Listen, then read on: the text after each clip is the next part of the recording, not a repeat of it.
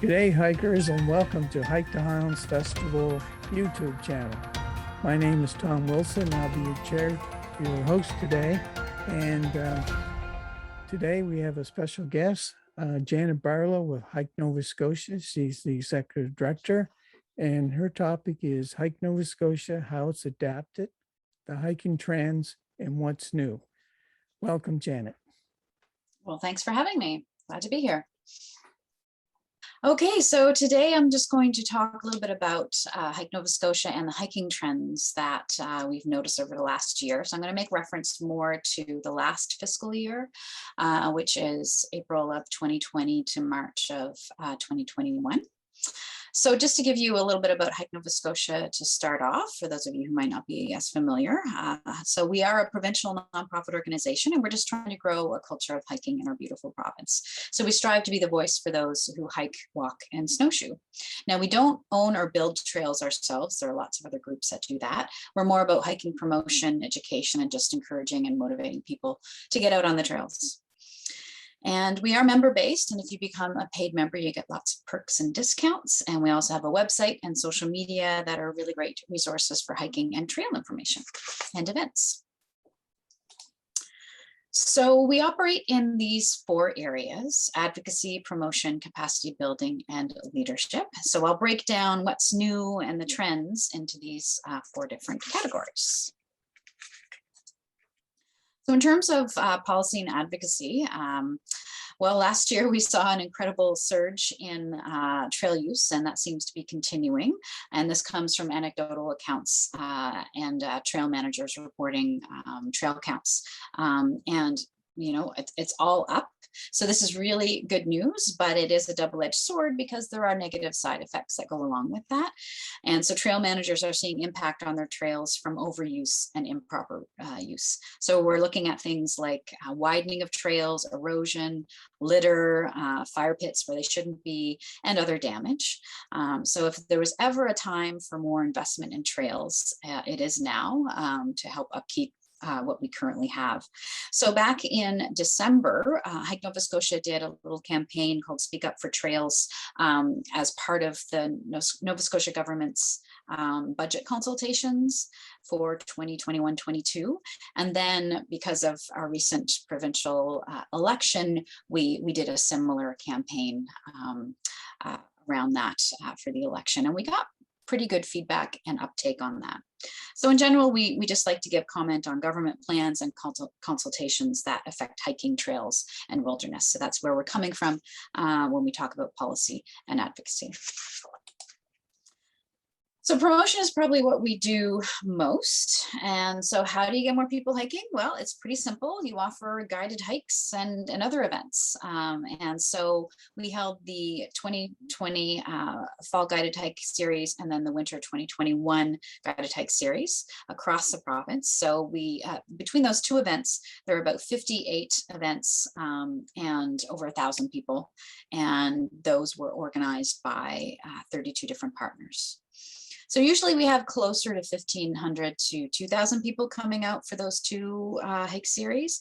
But of course, the pandemic reduced the number of people who were able to come out, and we had to have registration, had to limit numbers. But the good news is that there were waiting lists for all of those hikes, and it went off really well considering that it was pandemic times. So also in 2021, we distributed 550 hiker challenge badges, and those were distributed to families, youth groups, or individuals. And so in addition to our 5 core badges that you can earn, we did work with municipal partners to create 3 new badges last year.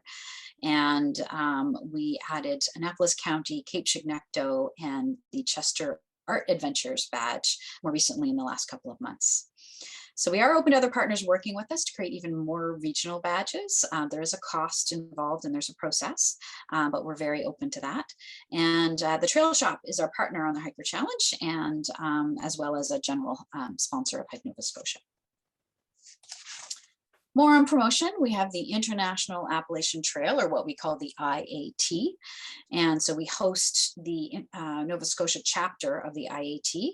And it's, of course, a continuation of the famous Appalachian Trail. It follows the geology as it appears in Nova Scotia. So we have about 465 kilometers of trail running through Caribou and Pictou County all the way up to North Sydney.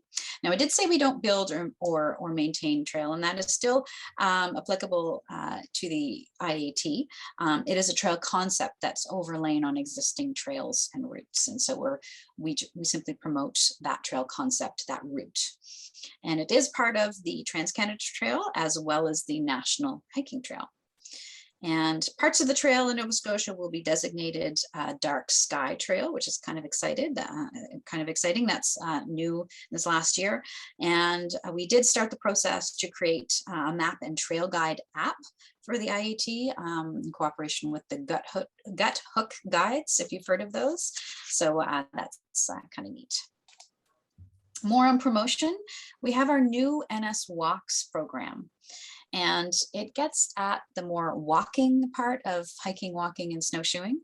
So what's the difference between walking and hiking? And, you know, some people might say, well, they're kind of the same, but it depends. Some people do not think of themselves as hikers. They don't see themselves putting on all the gear, getting out there, doing wilderness hiking. But if you ask them if they go outside and like to walk or like to walk in their woods or their neighborhood, then yeah, they say, yeah, they do, or they would like to.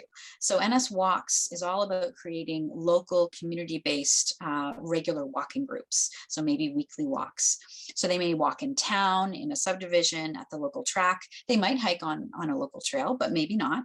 And NSWalks is more for people who are currently less active, and maybe they'll eventually become hikers, but our point is just to get more people moving through this weekly walks program.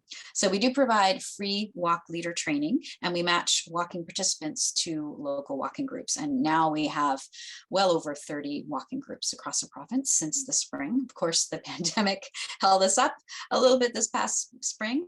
Some started over summer, but a lot more are going to start this fall. And we give support to the walk leaders and the groups as they do their walks. In terms of promotion, partnership is a huge part of what we do. We couldn't get the work done that we do here at Hike Nova Scotia without lots of partnerships. So organizations, businesses throughout the year, a good example is the fall and winter guided walk series. We partner with about 32 different groups, whether they're hiking clubs, municipalities, businesses, you name it. Beyond the hikes, we have partnerships, well, NSWalks, I just talked about that. We've got an advisory committee of groups across the province, and then local champions that are helping to promote the NS walking groups. Last year, we produced the hiking and COVID-19 guidelines so that we could get that out to our various partners, and a lot of hiking clubs really appreciated having that out there. We ran the Leave No Trace and Wilderness social media campaign last year, and we're about to start that again. And that was supported by the Nova Scotia Department of Environment. And we partnered in the past with Michael Haynes, as well as the Accessible Adventurers, onto fireside chat events. So lots of partnerships.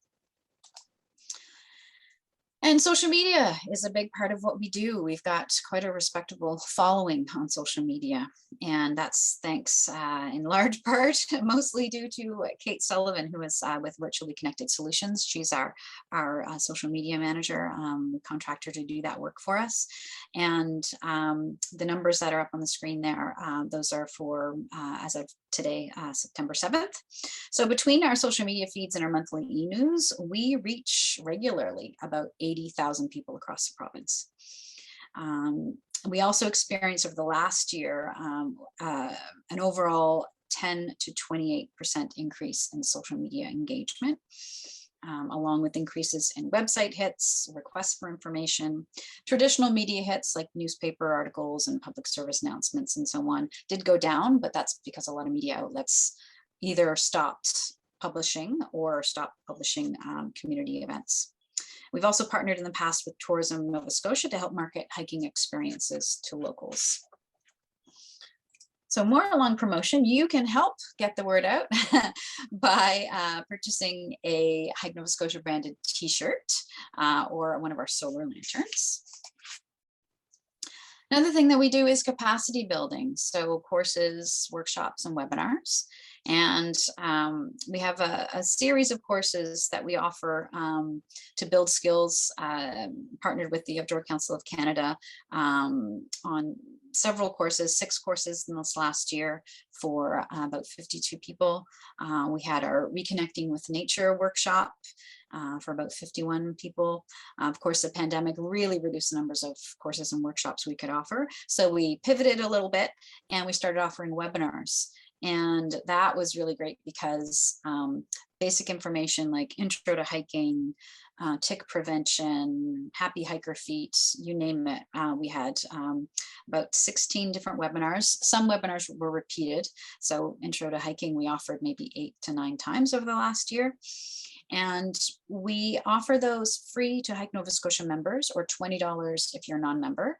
But if you're a non-member, you'll also get a 1-year membership. So it was a way for us to generate revenue as well as start to build and increase our membership.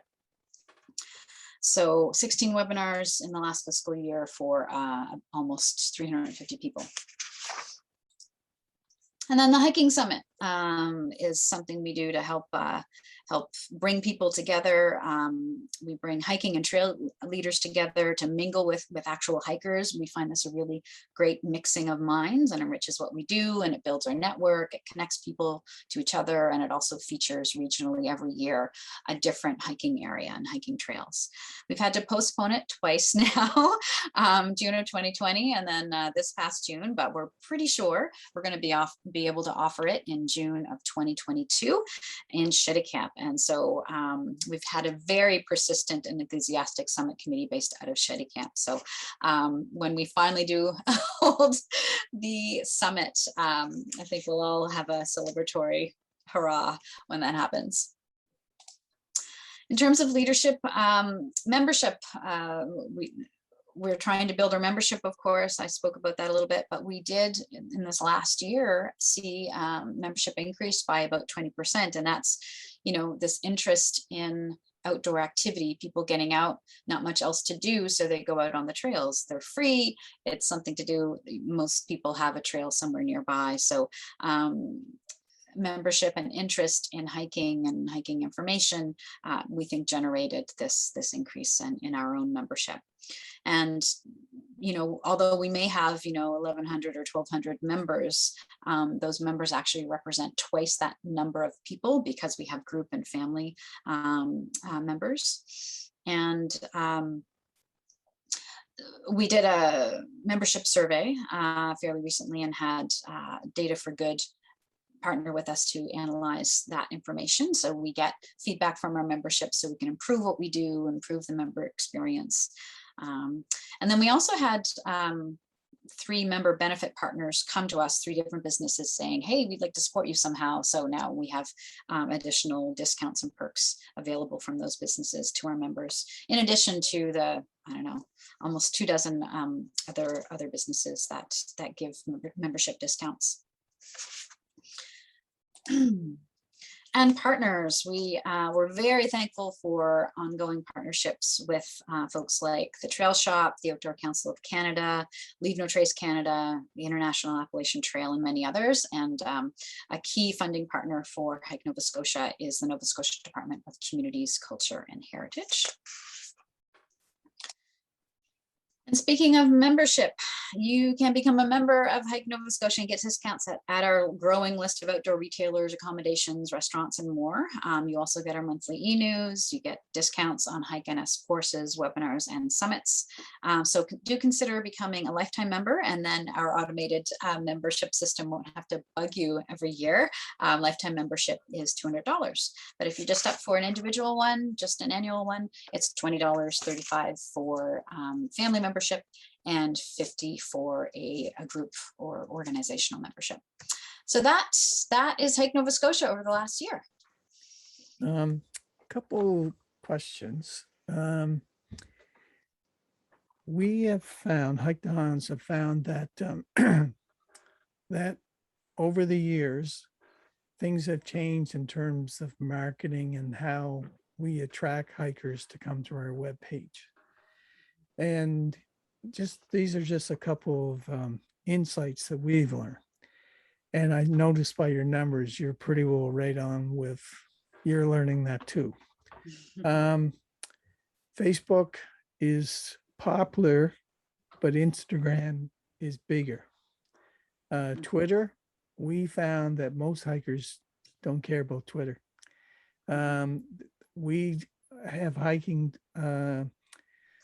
we put out little releases every once in a while on Twitter, but it's mainly to involve the Twitter groups and the organizations. And of course, like something like Mountain Equipment Co-op or Trail Shop, who are interested in that stuff. The blog used to be very popular with us. Not so much now, though we do use it during the festival, and we find that attracts a lot of people. We have an e-newsletter just like you guys do, and that seems to be probably one of the most beneficial things that we do. Now that could be because our hikers that come to our festival and stay with us, they tend to be a little older, and newsletters are sort of like something they enjoyed in the past.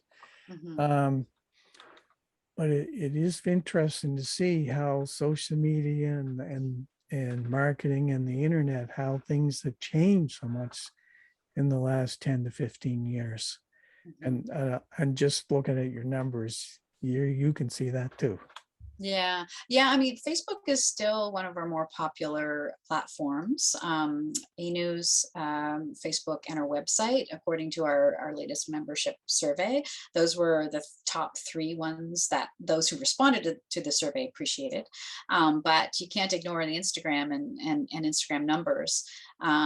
What I find is that, well, hikers I'm not, but a lot of hikers tend to be really wonderful photographers. And you know that, of course, Hike the Highlands, you have the photo contest and all of that. And yeah, what we do is reposting a lot of photos that hikers are taking themselves and sharing it that way. They like that. It goes out and becomes viral. I mean, we've had some of our posts have gone really, I mean, the numbers just off the charts. Every now and then, Kate, our social media manager, will contact us and say, did you do a promotion on this particular post, or did you know, what's going on here? And I said, I don't know. It's just a beautiful photo. People liked it, and the numbers went really sky high. But I've also heard that the people who are engaging in Instagram used to be the millennial audience. Well, I guess that audience is getting a little older. Those who are engaging in Instagram, the age is getting larger, and so I guess that is reflected in our numbers as well. You know, people love the photos, and it's slightly older people who are catching on to Instagram. And it is beautiful when you look at our Instagram feed. I mean, people really take gorgeous photos, and who doesn't want to see that? Yep. Now you quoted a little bit about the numbers from last year and how COVID-19 affected and stuff, and we've had discussions like this in the past where last year, probably the busiest weekend that we noticed was Thanksgiving weekend. I never seen so many people out hiking. Everywhere you went to a hiking trail, the parking lot was full, and sometimes overflowing, and became a nuisance, almost like they had to bring in people to police the parking lot. Because people were blocking people in and stuff like that. And UK noticed that last year too as well. They actually have, I don't know if it's commissionaires or what, but or maybe park rangers, but they have signs saying parking lot's full, do not park here. And that became a big issue last year was and again, it's kind of a result of COVID-19 where the medical people were saying, get out and exercise. It'll help you physically as well as mentally, and you'll feel good about it. And of course, we know anybody that hikes, that's one of the reasons why we go out. Nature is good to us, and so it's a chance to kind revive and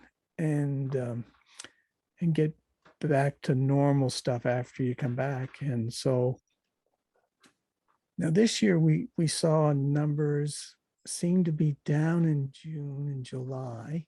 It was actually okay to hike because there wasn't anybody out there hiking. Mhm. And of course, the main reason, of course, I think is the third wave. Mhm. And then now we got the fourth wave. And now we have the Canada and the rest of the world is starting to open up more. And now we're going to have more international visitors. But it didn't really hit us until August, the first weekend, long weekend in August. Mhm. You could see the traffic go up. And then last weekend, Labor Day weekend, whew, traffic up again. Mhm. So certainly the long weekends are making a difference. Yeah. But I don't think we're going to get as many people, and I think tourism people know that we're not going to get as many people from Ontario, Quebec, and the rest of Canada as we did in the past. But you're seeing numbers, though. Definitely Yeah. seeing numbers. And we just looking at Hike the Highlands registration numbers this year, we're seeing that a lot of hikers from Ontario, Quebec, BC, and stuff.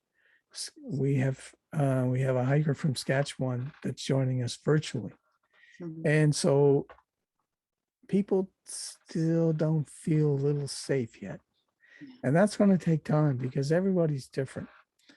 Mhm.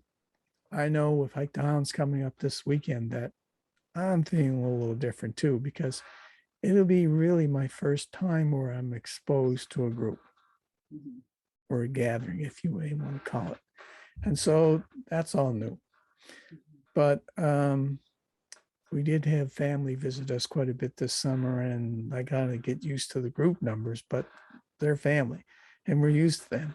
But it's the other ones just to get used to it again. But so I think we know for a fact that our numbers won't be as good as in the past just because it's still a pandemic and not everybody feels comfortable traveling and stuff. So we're definitely going to see a decrease in numbers from Ontario and Quebec that we've had in the past. Mhm. So we'll see more Atlantic Canadians coming to our festival this year than normally Mhm. on that stuff. So it's certainly making a difference. I like how you started off your presentation because I see this too. I see there's some positive things happening, and then I see some negative things happening. And positive things is that we're seeing more people enjoying the outdoors. Yeah. Some of the negative things that I see is we're getting more parking problems at the trailhead.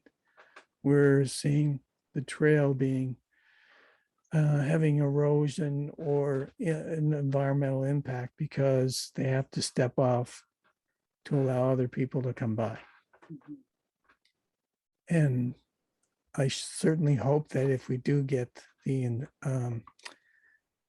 some money coming in to help with trail infrastructure, that could be fixed. So to say that, and I hope that they even have a little bullet that says only loop trails will get funding because it all boils down to loop trails. Mhm. Um, and I chat with Mike Salter, who's the president of Island Trails Group over in PEI, and he said, "Tom, I don't know how it all started, but that's one thing that we can say that we have in PEI. We have a lot of loop trails. We're in Nova Scotia. We have a lot of in and out trails, but I think things are going to improve in the future because um, that really is the way to go." Mhm. I don't know if you remember this guy, but Dave Algar, he used to be with Cape Breton Islands National Park.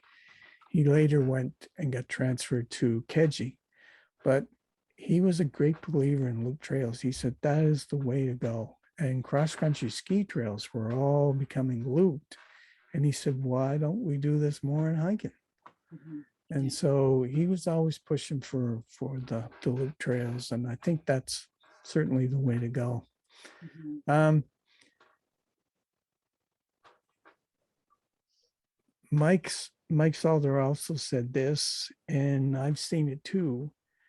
Now that Nova Scotia numbers are down in terms of positive cases, we're seeing people become a little more lenient and not always follow the 6 feet, the social distancing, and still you should always carry a mask. You may not need it, but you should have one on your in your day pack or whatever. And of course, the same thing with hand sanitizer, because if you touch a railing, or if you put your hand on a bench, or you touch anything really out in the trail, you need to be careful on that stuff. I know that in UK, they said after every time you open a gate or go across a fence or whatever, use your hand sanitizer. So we did recommend that this year, that everybody should be thinking about those same things. And even though our numbers are getting better and people start to feel a little more at ease, you still have to be still careful. So it will be a learning exercise in 2022 to say, we got to live with this. So we have to keep following these rules.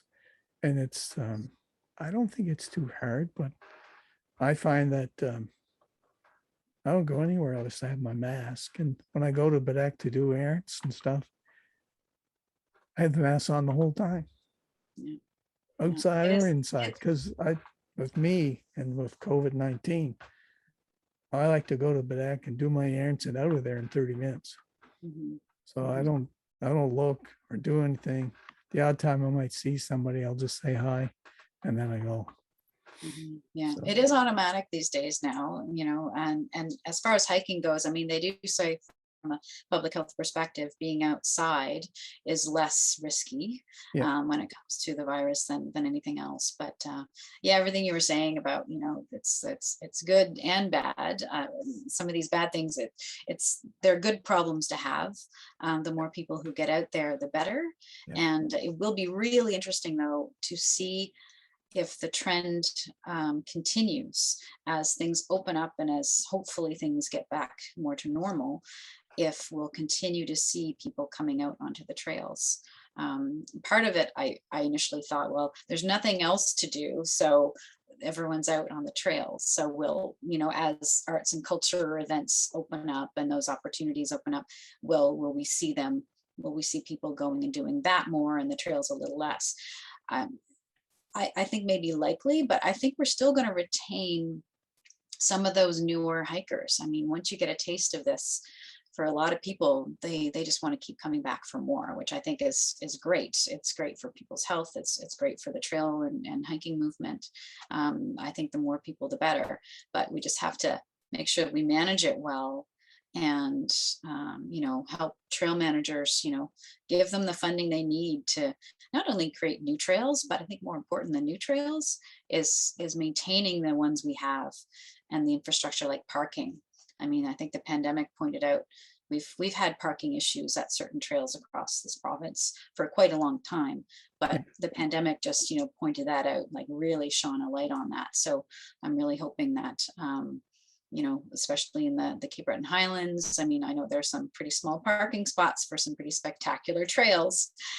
So maybe maybe something will happen as a result of that. So here's hoping. Yeah, because I hope that, down the road, people will feel a little safer, and that we'll be able to overcome a lot of those issues.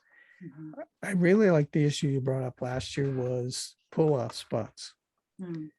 And, people kind of look at me weird, and I say, it's a good thing. It really works, believe me. And it's not that costly to put a couple, every so many feet, or say maybe every 100 feet or whatever, have a pull-off spot. And that's a lot cheaper than making a loop trail. Yeah.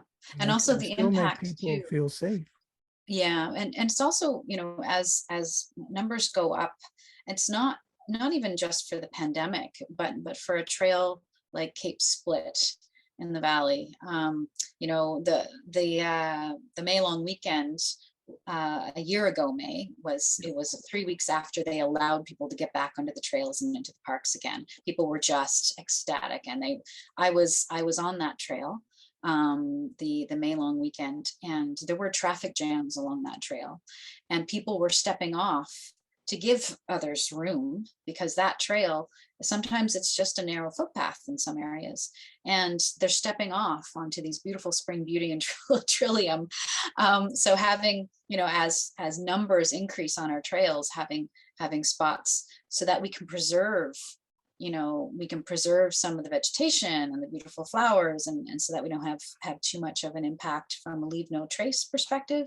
So having those pull off points are really good for people taking breaks or letting others pass. And it just makes it just keeps the environment, it preserves the environment as it should be preserved. So hopefully trail managers will pay attention to that, pandemic or not, really, just as use goes up. I think we need to start doing those things. Definitely, yeah. Well, Janet, on behalf of the Hike the Highlands Festival Society, we'd like to thank you for your presentation today and hear your insights on some of the issues that Hike Nova Scotia and other hiking groups in Nova Scotia face in terms of trails and stuff. And we wish you the best of the rest of the season, and fingers crossed that we're okay for the hiking summit next year. Yes, fingers crossed, and good luck everyone with the Hike the Highlands Festival. I will be hiking with you, but virtually, and very much looking forward to it. Thank you, Janet. Thanks.